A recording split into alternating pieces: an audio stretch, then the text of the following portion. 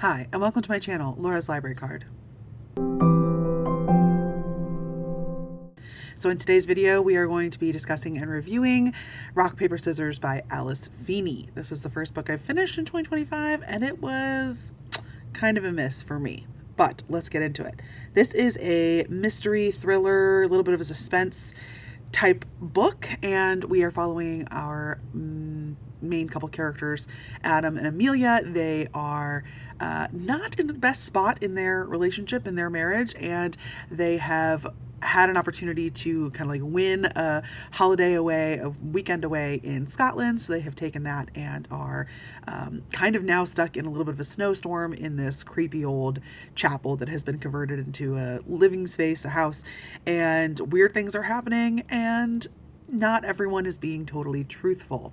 I'm being purposely vague because that's pretty much all that's in the blurb, and I don't want to give away too much.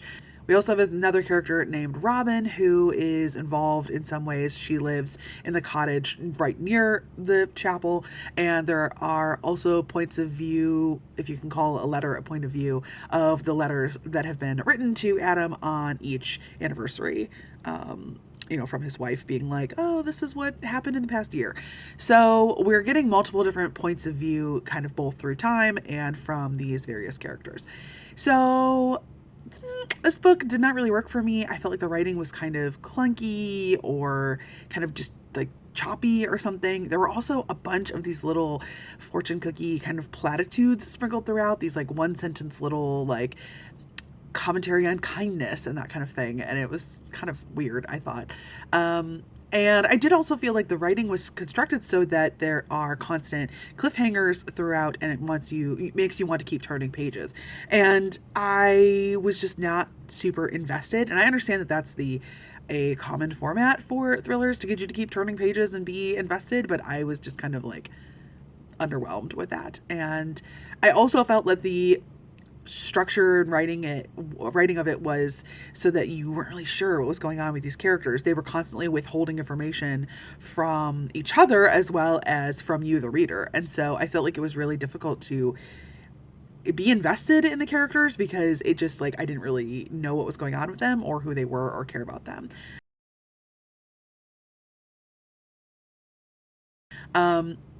Going into this, I knew, and it became very obvious that there was going to be a couple or multiple big like twists at the end, and I'm just not sure that that is enough to balance out the struggle to connect with the characters and to connect with the writing that I had. I agree with some of the other reviewers that kind of say that it's a little slow or boring for the first good chunk of the book until all of that action starts happening, and I just don't feel like the like twistiness of it at the end can kind of compensate for the earlier failings.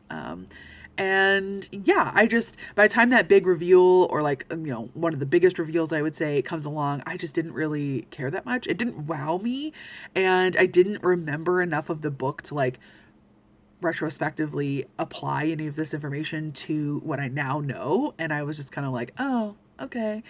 So I don't know. I guess I'm sounding kind of blasé when I did actually have stronger feelings, but I don't want to be super spoilery in this. I felt like there was a lot of sort of little plot holes and things that I found annoying throughout. Like there's multiple times where they talk about how they have no power and yet they go into the freezer, which is still running, and there's constantly snow around, and yet they never talk about any time seeing footprints in the snow, even though like there's somebody that they keep thinking that they're seeing faces in the windows, and like their dog goes missing, and I'm like, why don't you track him in the snow, your black dog in the white snow? So I don't know, I felt like there was constant little moments where I was kind of frustrated, and I felt that there was some plot lines that didn't really get like resolved to some extent, and or that like by the end I was like, oh, so was that something that I was supposed to care about? So I don't know, I just kind of a big like maybe selling point or thing that is kind of interesting about this book is that our main male character Adam has this mental condition, disorder, I don't know what you want to call it, where he can't really recognize people's faces, and so he has like face blindness, and so he theoretically couldn't even pick out his own wife in like a lineup, and yet I felt that this plot point was used like so conveniently, and he talks about how he can't even like recognize other people like at all, and I'm like, okay, well, like blind people can recognize people. And like he talks about he remembers or knows his wife's shampoo scent or whatever. And so I'm just like, but then how come you can't recognize people at all? And I don't know. I just felt like it was kind of unrealistic, weirdly portrayed, just used as a convenient plot point.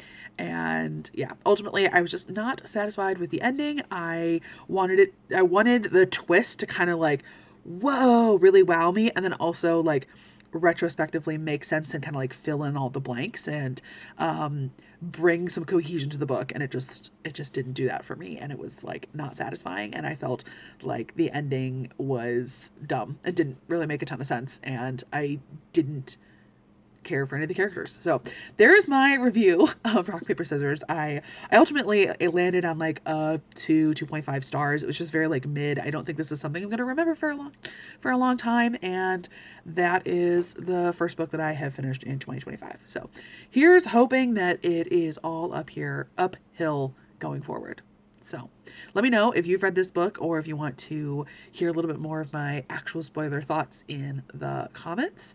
I will leave a link to my Goodreads review, which I have like the spoiler stuff on. So let me know if you've read this or if you recommend another Alice Feeney. It seems like this author has written a number of other books that were liked. And also, I am kind of the minority on this book. It seems like this one has a lot of people who really loved it. So take my opinions with a grain of salt, and I will see you next time.